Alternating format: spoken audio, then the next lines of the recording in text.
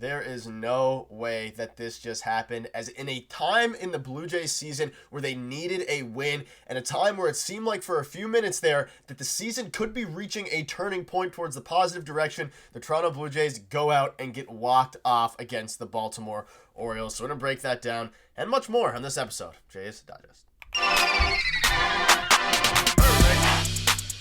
What's up, Jays fans? It's Gosse, your host of Jays Digest, and an afternoon game today for the Toronto Blue Jays against the Baltimore Orioles. And coming into this game, hopes were kind of high for the Toronto Blue Jays, for all the fans, all of us. We were feeling decent. A huge win against them the day before yesterday. Obviously, yesterday's game was rained out, and you could have had a potential mini sweep against the Orioles in the two-game set, as the third game is postponed. Or I guess the second game was postponed until late July, but the Jays unfortunately got their hearts broken. Jays fans got their hearts broken. But before we get into it, a quick reminder, hit the subscribe button if you enjoy the daily Jays content. But let's just get right into it.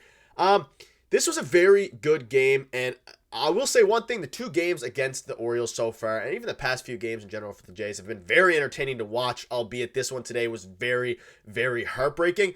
The Jays are starting to turn a corner a little bit. Now, the offense is still a major issue. It's been an issue the entire year, which we'll definitely dive into more in depth later on in this video. But they scored 2 runs. They lost 3-2 in a game where the starters did their job. The bullpen was lights out up until Jordan Romano, and they made the little plays that winning teams make and put themselves in a position to inch closer back to 500 against one of the best teams in baseball and probably the best team in the American League. But ultimately, that didn't happen. And let's just get right into it. So you look at the box score. Offense has continued to be an issue, but when you look at some of the underlying things, they're starting to turn around a little bit. Now, the first thing that needs to happen, and even though George Springer had a good game, I still think he needs to be moved out of that leadoff spot. I don't know who to really put there. I guess David Schneider obviously would be the natural one. Even though he's been a little bit cold, he still gets on base. He had 2 walks tonight. But George Springer, he had a hit, a very clutch hit. He had a walk. He stole second a couple times, got a couple slow bases. But he can't be the guy on leadoff right now, I don't think. And even if it's just to change things up and hopefully get this offense going, because to be quite honest, the offense has been obviously horrible the entire season. And in a game today where the pitching held it down against one of the best offenses in baseball in the Baltimore Orioles, which we'll get into in a minute, they only mustered 2 runs up, and they had a lot of opportunities. They had the bases loaded with no outs. With 2 outs, sorry. They had a few different chances there. Vladdy is starting to find it again. Bo Bichette had another great game. Bo is actually starting to find it. But we're playing Daniel Vogelbach every day. Of course, they're dealing with some illnesses. It was good to see George Springer back. Justin Turner got a pinch hit appearance. He was looking okay. He's not really hitting right now. So in a game where the offense needed to pick up the pitching, mainly, not even in the sense that the pitching did bad. The pitching was great, but you needed the offense to hopefully get some runs. That way the Blue Jays could take care of this huge game. They needed to win this game, really, if you really want to consider it a turning point. They were really unable to do so there. Kiermaier went 0 for 4, or 1 for 4. Clement went 0 for 4. Like, there's a lot of different things that we could talk about, but the offense has been the same for a while. The only thing I would change is, again, the Springer. You got to start mixing up the lineup a little bit more. We can't keep having games. The one game we scored tons of runs, 16 hits was with David Schneider at the leadoff position. Just throw him in there. Throw George Springer down in the 6th or 7th spot until he gets it back. Maybe he's starting to feel a little bit. He got on base a few times today, but that's one thing that needs to change, and that's been echoed for a while. I don't need to get into that too much. It just needs to happen, and it's good that Bo Bichette is starting to creep back into the player that we know he is, and we all really deep down knew he is going to be for the Toronto Blue Jays this season. But when you look at the pitching now today, what a game. Yusei Kikuchi has been the absolute star of the season for the pitching staff. Obviously, we know Kevin Gosse, we know what he does. Barrios has been unbelievable as well. He's been a Cy Young caliber player. But Yusei Kikuchi, in 4 1/3, 6 hits, 1 run, 9 strikeouts, and he was taken out with 88 pitchers in favor for Zach Pop in the 5th inning, and people were coming at John Schneider's head. I don't necessarily hate the move. I would have liked to keep him out there to give him the chance to get the win, even though they don't really care about that right now. We saw that Yusei Kikuchi was shaking his head walking off the mound and wasn't super happy with the decision. It ultimately worked as Zach Pop went 1 1/3, got a strikeout, was lights out. So I don't necessarily hate the decision. He was at 88 pitches. Part of that is because obviously he only walked 1 guy. His command has been great all year, really the past couple of years. That's been the turning point for Yusei. But Kikuchi, he had 9 strikeouts, which runs the pitch counter up. We've saw it with Kevin Gosse. When you're attacking the zone so much and you're striking out a lot of guys, your pitch count naturally just goes up. But Yusei Kikuchi is unreal, and it's a shame that the Jays couldn't get the win for him, even though he wasn't the pitcher of record. It's just great to see. He's able to do it against a team that absolutely mashes lefties in the Baltimore Orioles.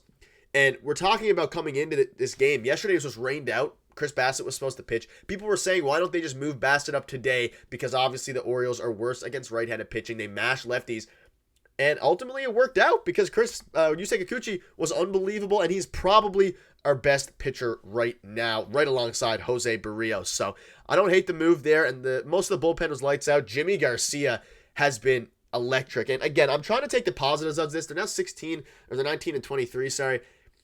It's a long season. I think the Jays have a ways to go, but may as well take the positives out of it. Obviously, I could come on here and just be saying all the negatives. There is a lot of negatives. The offense is the main negative. Everything else is starting to come into shape. The bullpen's starting to get healthy. The pitching staff is starting to fully get going. And slowly but surely, the offense is getting going as well. And if the Jays would have just won this game and Romano didn't blow it, we'd be having an entirely different conversation. But Jimmy Garcia came in with a man on second and third with no outs, got out of it when the Jays were up 2-1, and then ultimately they lost the game because of Jordan Romano. And if you didn't watch that, Romano gave up a single and to Westberg, I believe, and then gave up a moonshot to Adley Rutschman in the bottom of the ninth to instantly lose the game. And the Jays had no luck in that one because it was a replay. We thought it was foul, or they didn't really think it was foul. They replayed it anyway. But Romano has to close those out, and a lot of people are upset with Jordan Romano. He is a very good closer. We had a video on him potentially being traded to the Orioles yesterday.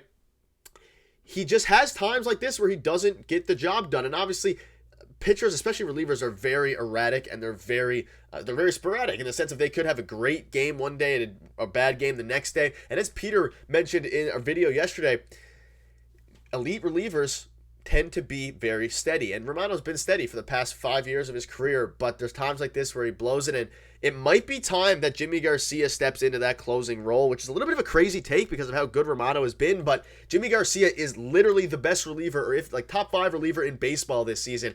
And if it's going to win you more games, you throw Jordan Romano in the 8th inning or whatever it is, and just throw Jimmy Garcia out against the top of the lineup. So that's an interesting conversation to have going forward. You can see here he has a 5.06 ERA, a rough whip. He says he stinks this year. I disagree with that, but hurting the team, Jimmy hasn't become the Jays' new closer, no real choice. I disagree with Jordan stinking this year. He has a couple of bad outings that have inflated his ERA. He hasn't been great, but he definitely hasn't stunk.